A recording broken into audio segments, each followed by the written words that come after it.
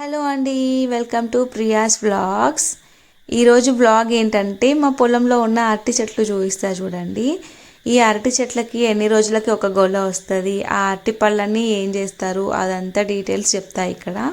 ఇక్కడ కనిపిస్తున్న గొల వచ్చేసి కర్రీ కోసం యూజ్ చేస్తారు కదా, బజ్జీ కోసం యూజ్ చేస్తారు, ఫ్రై కోసం. ఈ గొల అనమాట. నార్మల్గా పండ్లలాగా ఎవరు యూజ్ చేయరు. బయట మనకు దొరికేది మొత్తం ఇది కర్రీ కోసం యూజ్ చేసే ఏమంటారు గొల అనమాట. ఆ టైప్ ఆఫ్ బనానా ఇది. అయితే మేము ఇది పండులాగా కూడా తింటాము. అందరు ఏమంటున్నారు, చిన్న చిన్న షార్ట్స్ అప్లోడ్ చేసినప్పుడు ఇవి కర్రీ కోసం యూజ్ చేస్తారు కదా, ఇది తినొద్దు అని కామెంట్ పెడుతున్నారు అనమాట. వాళ్ళ కోసమే అనమాట ఈ స్పెషల్ వీడియో. మేమైతే ఇది కర్రీలాగా యూజ్ చేస్తాము, కచ్చిగా ఉన్నప్పుడు కర్రీలాగా యూజ్ చేస్తాము, పండ్లలాగా అయిన తర్వాత తింటాం కూడా, పండులాగా కూడా తింటాం అనమాట. నార్మల్గా మేము ఇట్లా గొల్ల కట్ చేసిన తర్వాత ఈ చెట్లన్నీ నరికేస్తాము. దానివల్ల మాకు మంత్లీ ఒక గొల్ల అయితే వస్తుంది. ఇన్ని చెట్లు ఉన్నాయి కదా, ప్రతి చెట్టుకి ఏదో ఒకసారి వస్తుంటుంది అనమాట గొల్ల. ఇట్లా కట్ చేసుకోవడం వల్ల మనకి కొత్త కొత్త గొల్లలు చాలా ఫాస్ట్గా వస్తాయి.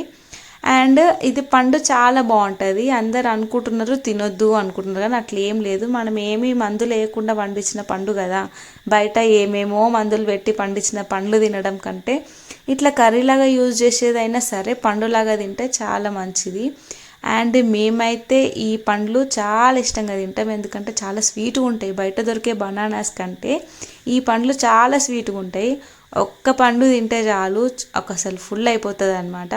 మా పిల్లలు కూడా చాలా ఇష్టంగా తింటారు ఇవి పండ్లు వచ్చినప్పుడు. మీకోసమే నేను ఇక్కడ తినే వీడియో కూడా పెట్టిన అనమాట. అంటే వీళ్ళు ఏదో జస్ట్ చెప్తున్నారు, తింటున్నారో లేదో అన్న డౌట్ ఉంటుంది కదా. చాలామంది తినొద్దు అనే అపోహలనే ఉన్నారు.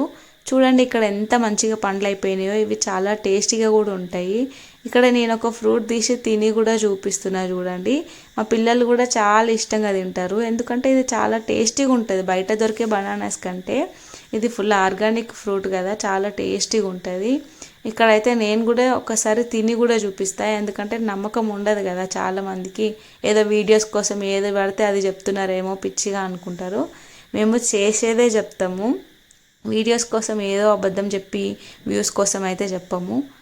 ఇంకా ఇట్లాంటి ఆర్గానిక్ ఫ్రూట్స్ గురించి వీడియోస్ కావాలంటే ఛానల్కి సబ్స్క్రైబ్ చేసుకోండి. Only for organic videos. మన దగ్గర అన్నీ ఆర్గానికే అనమాట.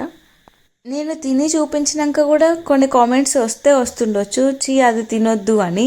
సరే, తినొద్దు అనేవాళ్ళు ఎందుకు తినొద్దో కూడా రీజన్ చెప్పండి, ఎందుకంటే నాకైతే తెలియదు కర్రీ కోసం యూజ్ చేసేది ఫ్రూట్ లాగా ఎందుకు తినొద్దు అనేది.